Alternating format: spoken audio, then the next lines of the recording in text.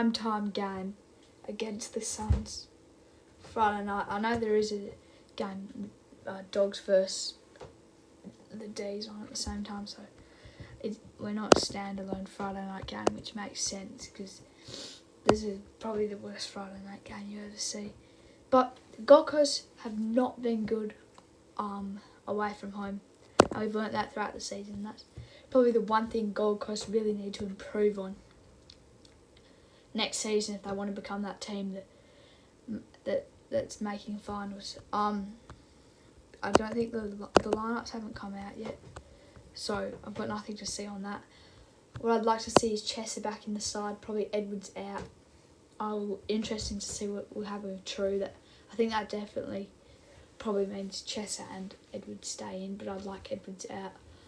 I don't really know who would bring into them.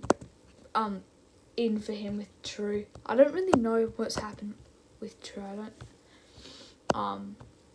don't know if how long he's out for, or if he even is out at all. I haven't really looked into that. Previous games against Gold Coast, I can't remember this one very well.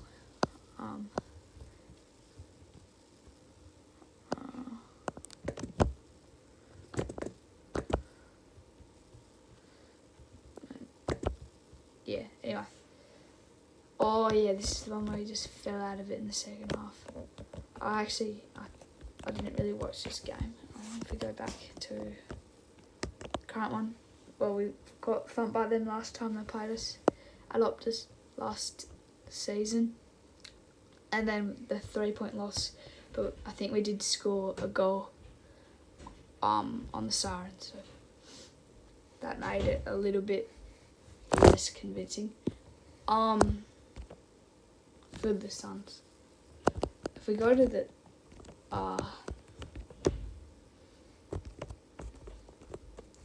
Gold Coast games this season,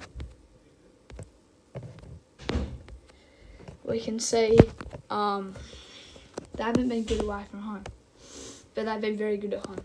This is starting from round 1 or opening round, beating Richmond at home, beating the Crows at home, losing to the Dogs, losing to the... I'm just going to look at their away games. Losing to the Swans, losing to Brizzy, losing to Carlton, losing to St Kilda, losing to Freo, losing to North, losing to GWS.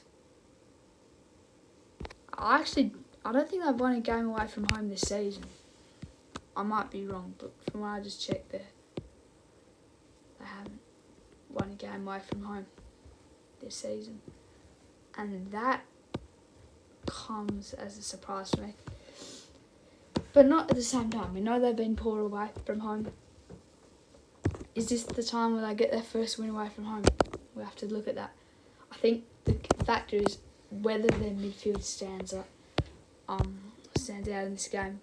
I'm not really sure on who's fit or not for them, but if Rao can get going, if Anderson can get going, Miller, then they'll just run over us and they'll dominate the game.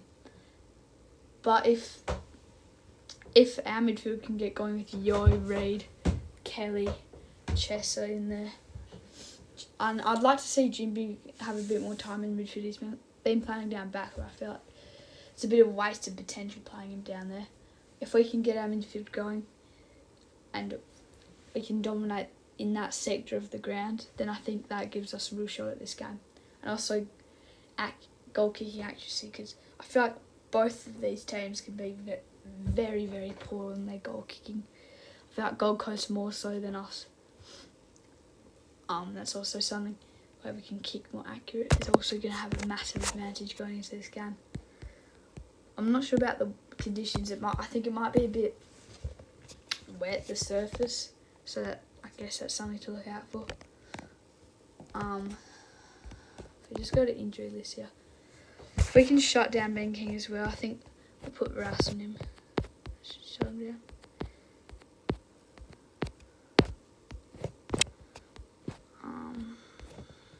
Where's Gold Coast?